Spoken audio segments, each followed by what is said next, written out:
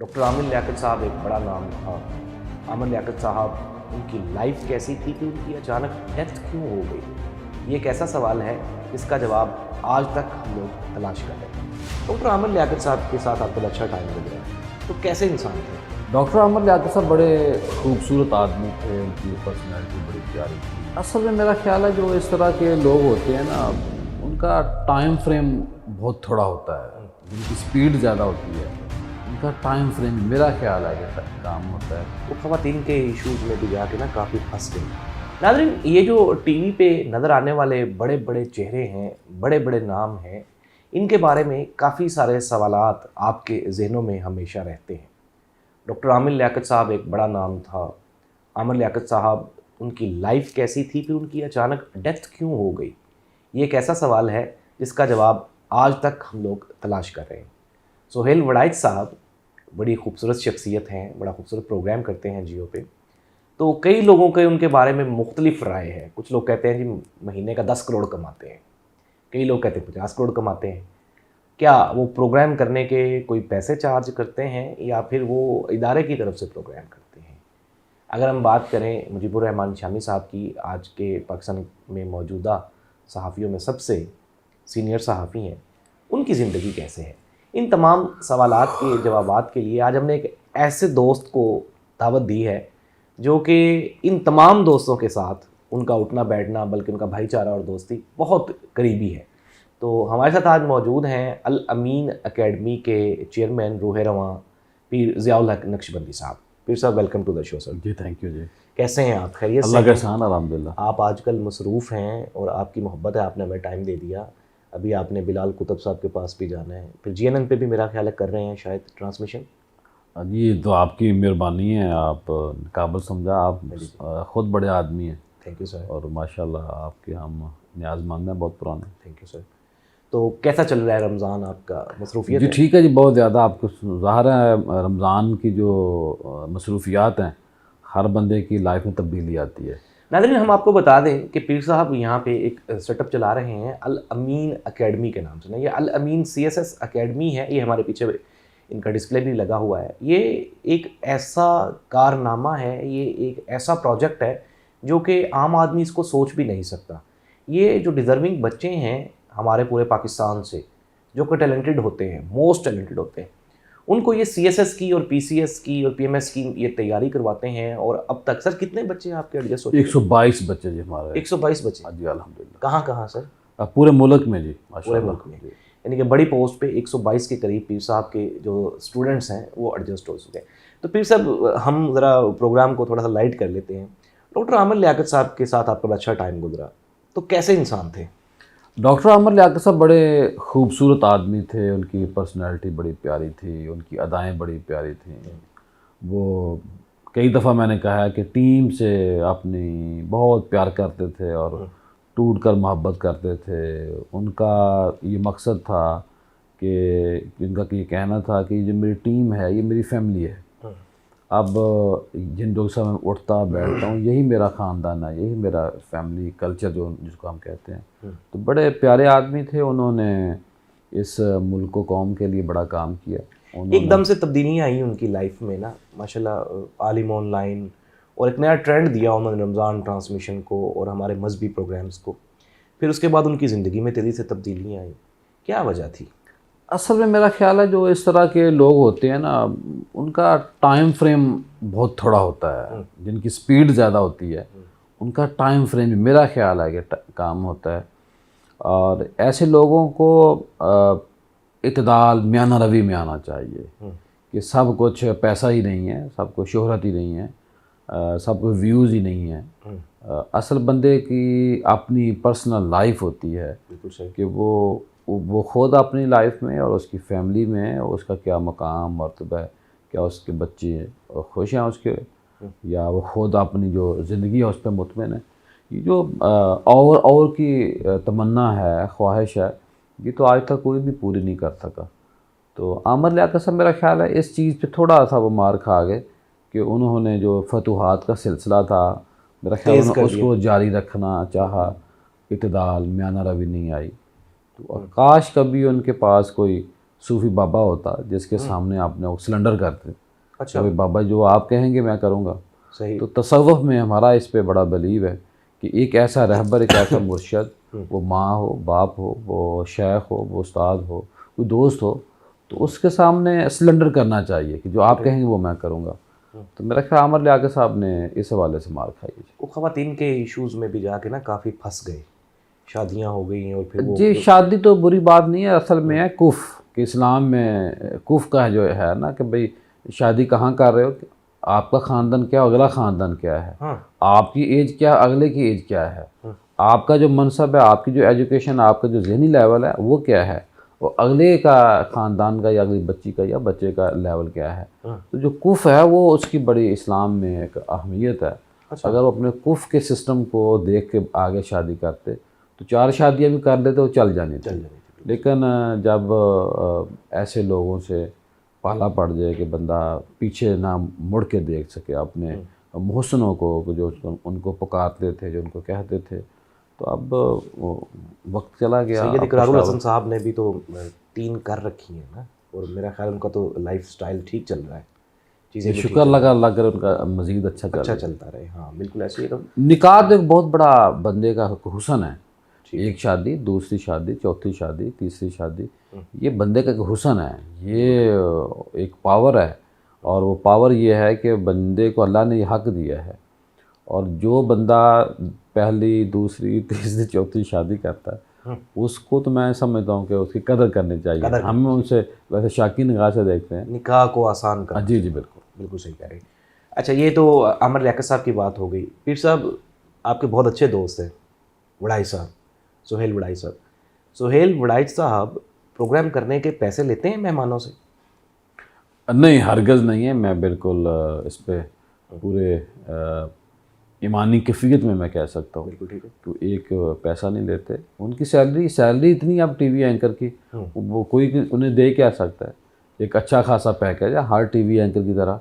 और सुहेल वड़ाई साहब तो टॉप 10 में उनका नाम आता है, टॉप 5 में आप नाम ले उसमें उनका नाम आता है। सबसे ज़्यादा देखा जाने वाला उनका प्रोग्राम है, सबसे बड़े टीवी प्रोग्राम है, सबसे पुराना प्रोग्राम है ये। बिल्कुल यानी कि 22 साल से वो मुसलसल प्रोग्राम कर रहे हैं। तो ये उन्हें कोई कुछ नहीं दे सकता। और ऐसे जो लोग होते हैं सुहेल साहब जैसे, उनकी कोई कीमत नहीं लगा सकता। हम 25 साल का उनसे एक न्याज़मंदी वाला ताल्लुक़ है। वो एक सोना है, हीरे हैं। लोगों की परसेप्शन है ना, लोग कहते हैं बड़े तोहफे तहाइफ मिलते हैं। वो तो मैं समझता हूँ कि यहाँ तो लोग अल्लाह को नहीं मानते। अच्छा। यहाँ तो लोग अल्लाह को नहीं मानते। तो ये लोगों का गलत कंसेप्ट है ना सहाफ़ियों के बारे में कि यार, हमें भी कई लोग पूछ लेते हैं जी कि आपको फ़लाँ बंदे ने क्या दिया। मेरा ख्याल अगर 2% लोग होते हैं उससे पूरा जो एक तबका है, जो सिस्टम है, जो एक उसको ऊपर ज़्यादा आती है। बुरी बात है। कुछ लोग ऐसे भी लोगों को चाहिए कि खौफ खुदा करें, ऐसा ना करें। बिल्कुल सही कह रहे हैं। मुजीबुर रहमान शामी साहब हमारे भी उस्ताद हैं, आपके भी दोस्त हैं। शामी साहब बहुत बड़े खूबसूरत आदमी हैं। शामी साहब दिल के कैसे हैं? शामी साहब दिल, दिमाग, रूह से एक समंदर की हसीयत रखते हैं। वो जितने उम्र के एतबार से बड़े हैं, इतने ही किरदार के हवाले से वो बड़े आदमी हैं, इतने ही वो सच्चाई के हवाले से बड़े आदमी हैं। और वो जो कहते हैं ना कि बड़ा बंदा वो है कि जिसके सामने छोटे लोग बैठे हुए हों तो अगले के रोब में ना आए, रोब दबदबा में ना आए। तो शामी साहब के पास छोटे भी बैठते हैं, बड़े भी बैठते हैं। वो एक पाकिस्तान का एक ही नाम है। ये सुहेल साहब हों या शामी साहब हों, ये अल्लाह पाक ने इस मुल्क को सिंगल बंदे दिए हैं। तो आप देखिए कोई दूसरा बंदा शामी साहब जैसा नहीं मिलता, कोई दूसरा बंदा सुहेल वड़ाई साहब जैसा नहीं मिलता। तो ये बहुत प्यारे लोग हैं। मियाँ साहब के बहुत करीब है, मियाँ नवाज देखिए इनके पास जब भी आप बैठें तो ये लोगों के किसी बच्ची को लैपटॉप लेकर दे रहे हैं, किसी मरीज़ का ख्याल कर रहे हैं। अभी ये 3-4 दिन पहले हमने फ्लैटीज़ में इफ्तारी की। अच्छा जी। तो शामी साहब जहाँ शूज़ पहनते हैं मस्जिद फ्लैटीज़ में, वहीं बैठ के कॉलें आ रही हैं, लोग काम करवा रहे हैं, यार ऐसे कर दो इसको, ये मैं पैसे आपको भेज दूँगा, इसको आप जाने दो। तो मैं ये समझता हूँ कि वो हर वक्त वेलफेयर के काम करते हैं। और इसी वजह से मैं ये भी समझता हूँ कि उनकी जो सेहत के अंदर बरकत है, ये लोगों की दुआएं हैं उनके साथ। बिल्कुल सही।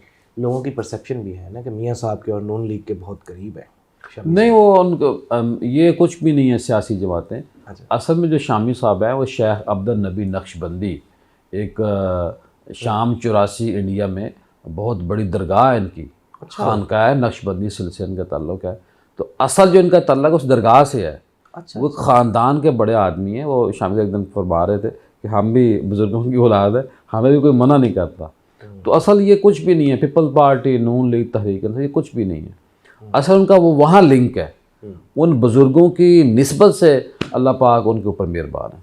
फिर सब पाकिस्तान का मुआशरा जो है ना वो पोलराइजेशन की तरफ जा रहा है, एक दूसरे पे इल्ज़ाम तराशी, अदम बर्दाश्त, ये जो सियासी लड़ाई है अब तो खतूत भी आना शुरू हो गए जजिस को, तो इसका क्या आप सोल्यूशन देखते हैं? क्या कोई मुमकिन है कि हालात बेहतर हो सकते हैं या कैसे हो सकते अब देखना हालात भी ये आ गए हैं कि डर लगता है खतूत को बात करते हुए भी कि कहीं आपको भी ख़त ना कोई आ जाए। हैं? आ जाए, बिल्कुल सही तो कह रहे हैं। ख़त आ सकते हैं। लेकिन उसमें तो पाउडर ये नहीं होना लम्हा फ़िक्रिया मेरा ख्याल है, ये जो कर रहे हैं शरारतें उनको समझना चाहिए कि मुल्क ऐसे नहीं चलते, रियासतें ऐसे नहीं चलती, सोसाइटी ऐसे डेवलप नहीं होती। लोगों की जो एक आज़ादी है उसके ऊपर कदगन नहीं लेकिन वो लगनी उसको चाहिए। ढूंढेगा कौन? वो एक रेशम के नाम से खतूत आए हैं, फिर आज शमशाद बीबी के नाम से आए हैं, तो ये रेशम और शमशाद बीबी को ढूंढ के कौन लाएगा?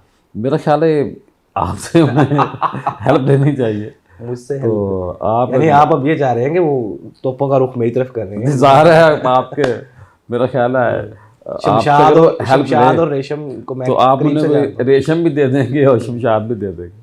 चले हम जो है ना वो पीर साहब मुझे फंसाना चाह रहे हैं और मैं शायद पीर साहब को फंसाना चाह रहा था, तो हम चीज़ों को जो है वो करते हैं।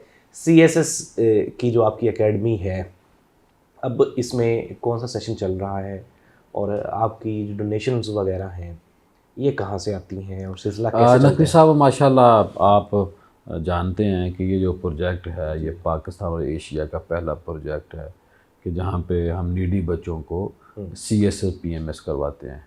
122 बच्चे हमारे अब तक उनकी एलोकेशन हो चुकी है, ठीक है। जिसमें PMS के भी हैं, CSS के भी हैं। तो ये दायरा आपके सामने है, आप पहले भी तशरीफ़ लाते हैं, आज भी तशरीफ़ लाए हैं।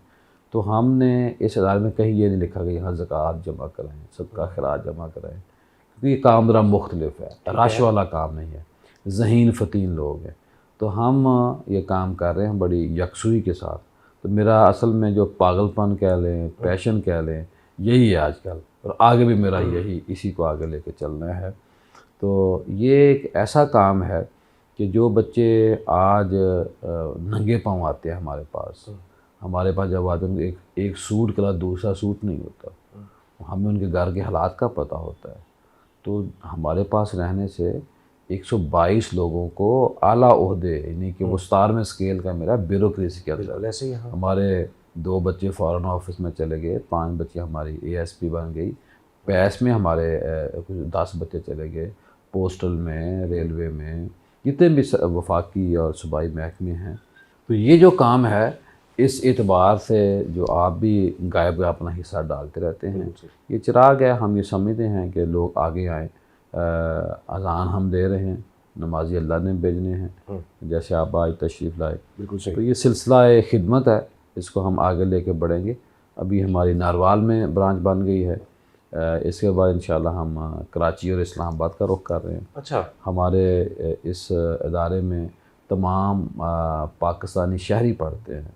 हमारे पास तमाम मसालक और तमाम मज़ाहब के लोगों को जगह दी जाती है। हमारे पास ऐसे गैर मुस्लिम बच्चियाँ और बच्चे भी हैं, वो भी यहाँ से उनकी भी एलोकेशन हुई है। तो यूँ हम सबको वेलकम कहते हैं और हमारा एक पूरा सिस्टम है, शरई एतबार से हम चीज़ों को देख के आगे बढ़ते हैं। ये बड़ी खूबसूरत बात है। वैसे भी ना अगर फिर सब हम लोग देखें, हिंदू बच्चे हमारे पास देखें ना ये चीज़ें, मसीही क्रिश्चियन है, उन बच्चों की एलोकेशन हुई है। कायदे-ए-आज़म साहब का पाकिस्तान तो यही है ना जी। कायदे-ए-आज़म के पाकिस्तान के हम ये चाहते हैं कि जब ये बच्चों की एलोकेशन हो तो ये जो इकबाल का ख्वाब था जिसकी तकमील सूफिया कराम की क़यादत में कायदे-ए-आज़म ने सर अंजाम दी, बिल्कुल सही। उस के हम बनाने में, निखार में, उसके इस्तेहकाम में अपना रोल प्ले कर सकें, ताकि कोई ज़ाब्ता, कोई आइन के मुताबिक चलने वाले भी ऑफिसर हों। कभी वो इनकार करने वाले भी हों कोई सियासतदानों के सामने। ऐसा भी बनाना चाहिए कि जो लोग मेरिट पे चीज़ों को जो कहे कि भाई ये कानून कहता है, ये मैं करता हूँ। बहुत से लोग रहे हैं पाकिस्तान की तारीख में, बड़े बड़े नाम ब्यूरोक्रेट्स के, कुदरतुल्लाह शहाब साहब और भी बड़े नाम, जो कि मेरिट पे चीज़ों को, ये थोड़े हैं। हाँ थोड़े हैं। जो तब्दीली आती है वो अक्सरियत से आती है। जब ज़्यादा लोग अच्छा काम करेंगे तो मुआशरा अच्छा हो जाएगा। तो ये लोग अभी भी हैं लेकिन बहुत थोड़े हैं। हम ये चाहते हैं कि इन अच्छे लोगों में जो तादाद है और बढ़ जाए। तो हम आपकी रहनुमाई, क़यादत, सरपरस्ती में आगे बढ़ना चाहते हैं।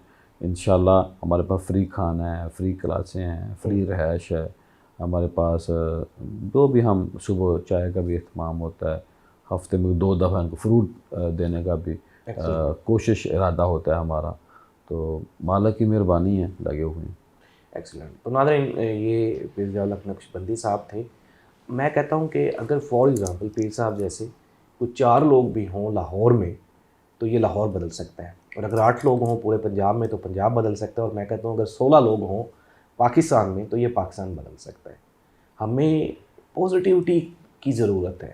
हम आज जिस पोलराइजेशन पे और जिस नहज पे पहुँच चुके हैं बर्बादी की, इससे बेहतरी अच्छे लोगों से ही मुमकिन है। अल्लाह इस मुल्क का हामी और नासिर हो, और पीर ज़िया-उल-हक नक्शबंदी साहब के प्रोजेक्ट में और इस तरह के जो अजीम इंसान हैं, अल्लाह ताला उनको मज़ीद हिम्मत और ताकत दे। पीर साहब बहुत शुक्रिया। जी, मैं थोड़ा सा नाज़रीन के सामने कहना चाहता हूँ कि नकवी साहब मेरे भाई हैं, दोस्त हैं, मेहरबान हैं, और इनसे एक कल्बी ताल्लुक़ है। इनसे एक न्याज़मंदी वाला ताल्लुक़ भी है। सैयदज़ादे हैं माशाल्लाह। तो ये हमारे इदारे में हमेशा आते हैं, जब भी हम इनको ज़हमत देते हैं, गायब भी आते हैं। और ये एक ऐसे नफीस व तबा आदमी हैं कि हमारे माशरे में इन जैसे अफराद की ज़रूरत है। ये सहाफ़ी भी हैं लेकिन कलंदर सहाफ़ी हैं। ये सूफ़ी मंश आदमी हैं। इनका जो ओढ़ना बछोना है वो है आम लोगों को पॉजिटिव मालूमात देना। तो नज़ायर ग्रुप की भी खिदमत हमारे सामने हैं।